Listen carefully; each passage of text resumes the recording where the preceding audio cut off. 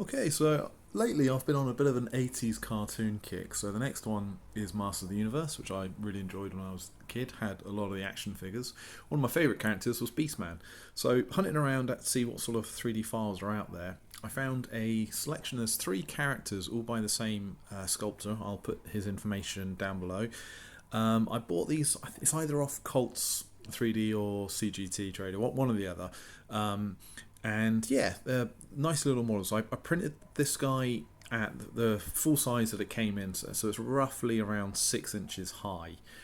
Quite tricky build. There was a lot of different pieces you had to print off separately. There wasn't the option of a one piece. Also, it wasn't really the type of file where you could kind of hollow it out that easily. So I've actually printed everything solid, so he's pretty chunky and weighty. Yeah, so not the easiest. I wouldn't say this was a beginner model for people because all the pieces involved, there was a lot of sanding and filling to try and smooth everything out. But I think it's okay. We're sort of there with it now. One thing I did do, so as you can see, he's standing on one foot, and as I mentioned, he's printed solid, so there's quite a lot of weight there. Now the actual stand display base that came with him was just a flat one. There you go. That's the sculptor's name, Netix 3Ds. And you can see here, though, forget those little pilot holes, those ones that I drilled when I was playing around with it. But that square is essentially what you had, and there was a very shallow square on the bottom of 1 foot that would go into there. There is no way on earth that he would have stayed on that base with the weight of him. Because I say he's balanced, his entire balance is on 1 foot, and the body of him, I say, he's solid, he's chunky and heavy. It was just never going to work. Also, as well, the base it's just flat, so I thought, well, I can do something better with that. So to kill two birds with one stone, I went off and found a different base. This base was actually intended for miniatures, so I scaled it up, and it scaled up quite nicely. The only problem was it had actually, I didn't realise at the time, had a couple of little bones and skeletons on it, so obviously they were completely the wrong scale, so I've cut all those away. So everything has been sprayed, so I've primered Beastman in grey and obviously the base in black. And what I've done, rather than that method of that small little square, I've actually drilled and pinned him twice. So I've drilled two holes into the foot, and I've put what I've done is I've cut down a couple of nails and then glued them in, and then I've drilled in corresponding holes into the base there, so he can just nicely snug and sit in there and he's not going anywhere. Now I could, if I wanted to, at some point super glue him into this base, but I've got an idea for the future that I might swap out the base and have something a bit more scenic, because there's a couple of other models in the set and I would like to do something with all of them in one go. But for now, this is quite a nice little, just a simple plain rocky base, and I thought it was quite nice actually, because it kind of reminds me of, you know, the simple Castle Grayskull or Snake Mounting style. So it's just kind of sort of slab, cement and a few rocks. So I think that this will be quite nice, and I think it will paint up quite nicely as well. So my plan is to do fairly simple paint schemes, because the character model is kind of a cartoony design, which is what I really like. It's not overly realistic. It's not intended to be. Lots of nice, smooth, straight lines, fairly simple details. So hopefully this will be quite an easy paint job and a fairly quick one. Okay, so what I'm going to do now is I'm going to start with the base. So my idea for the base, obviously this guy is a baddie, so what I'm going to do is try and make the base reflect Snake Mountain. So Snake Mountain was very purpley and pinky kind of colour. So by spraying it black, it gives me a nice starting point to have the shadows and to work up from there. So what I'm going to do to start with is take a purple, in this case it's going to be Nagaroth Night, but any sort of dark purple will do really, and I'm going to do a fairly heavy dry brush over the whole thing.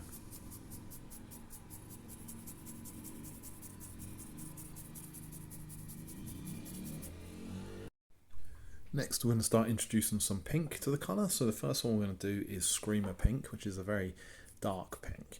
So just again, doing a dry brush. This time less paint on the brush than what we had with the purple. And again, just a case of going around the entire thing. Now it's on to Pink Horror, just to again brighten up that little bit from what we've already got. Just take up that volume on the colour a little bit more. Now we could leave it there, but I want to take the contrast up just one little bit more, and I'm going to add some Squid Pink, and again dry brush once again, get most of the paint off the brush and just go around the whole base and just brighten it up just that little bit more. And after that last dry brush, this is what the effect you're left with. Quite pleased with that. I think for me that definitely looks like Snake Mountain. It's definitely got the right colour scheme to it. So I just need to tidy up the base rim. I'll just paint that black and then spray the whole thing over with a matte varnish, and that's all that done. So now onto the main model. So starting with the fur, I'm going to use some Troll Slayer orange. I'm going to go around all the parts that need to be orange. This is a fairly thin paint, so it's going to take at least 2, probably 3 layers before I get decent coverage. So with any sort of thin paint, like your oranges, your yellows, your whites, the best way to do it is kind of almost do it like a heavy dry brush method, because you want to just get a nice even coat. It's not about getting it to go on thick, it's about getting it to go on even. And after 2 passes of that orange, this is what we're left with. In a couple of places it's still patchy, so I might touch it up as I go. But what I'm going to do now is take some Mephiston red and just start to block in all the red parts, the boots, the armour, that kind of thing. That red took a little while to do, but there we go, that's made quite a bit of difference. Next colour I'm going to take now is Thousand Suns Blue, which is a sort of turquoisey blue. And I'm going to colour in his furry pants and the symbol across the front there. Next I'm going to paint the belt, and for this what I have done, I've mixed up my own colour of essentially a 50-50 shade of Death Guard green and Moot green. I didn't really have any colour that was close enough to kind of what I think the kind of green we have on the show. So essentially it's made this type of green, and I think hopefully this should be a fairly good match. Yeah, I'm fairly happy with that colour. Essentially it's just quite a vibrant green that you're after. Yeah, that looks good. Okay, now it's the last of the main colours, and this is going to be black to go all over the whip. And while I've got the black out, what I'm going to do is actually paint inside the mouth as well, just to darken that down ahead of the next steps. So I also painted in the claws black as well. So that's all the colours of the body done. So now it's time to move back onto the face, and I'm going to start with taking some red and painting in the tongue inside the mouth there.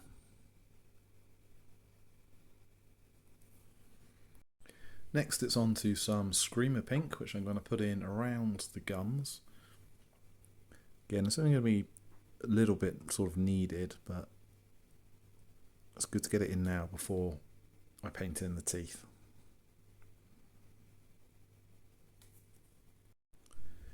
Now it's on to Rakarth Flesh for his face, and it's just a case of painting in all around the face, the ears, nose, just basically following the ridges around the model.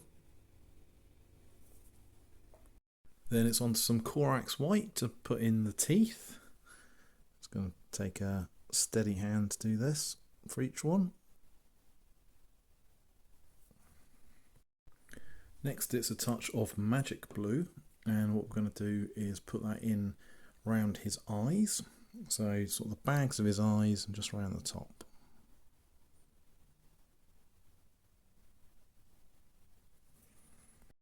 And then it's Corax white into the whites of the eyes.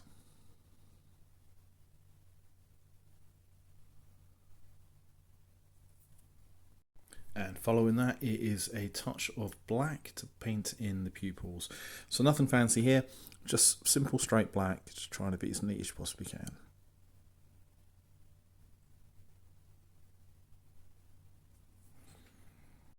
And that's the eyes done. So I've just painted it so he's kind of glaring slightly upwards because he's kind of hunched over. So what I'm going to do now is go around the model and just do any sort of touch-ups, anything that needs tidying around. And then I'm going to do some pastel work, and that'll be the end of it. So to do the pastel, you simply take a pastel of the colour you need. In this case, I've gone with black. You just obviously take off a little bit of the powder, and then you just want to apply it with a soft brush, soft dry brush, to anywhere you want to create shadows and recesses. So I'm not going to go too mad with this. I think with this type of model, it's just a little bit here and there, just to break up the colour a little bit. So something like that. I don't know how well that's come on.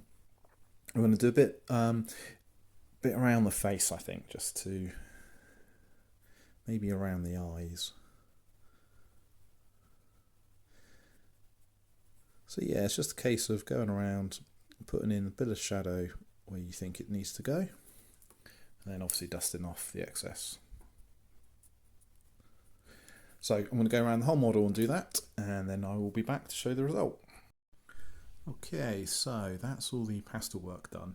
Now the camera isn't quite showing it up as well as it looks in person, but I have put shadows in basically all in the folds of the fur here, and then sort of around some of the grooves around the muscles, a little bit around the face and in the beard.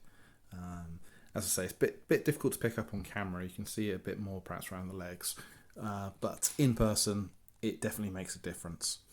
So I'm going to call it there. It feels like a bit of a cheat. It feels like I haven't really sort of done anything. I've only just applied, basic base colours. I haven't done any highlighting, I haven't done any shading or anything really other than that pastel work. But I just think for this type of model, it's such a simplistic look, and I wanted it to again sort of be more of a cartoon look. I think I'm just going to call it there. As I say, I feel like I'm feel like I'm not offering value for money with this, but sometimes if a model in your head looks how you wanted it to look, then that's when you call it time. So I'm going to do that right now, and I will finish this with a coat of varnish. I will probably use...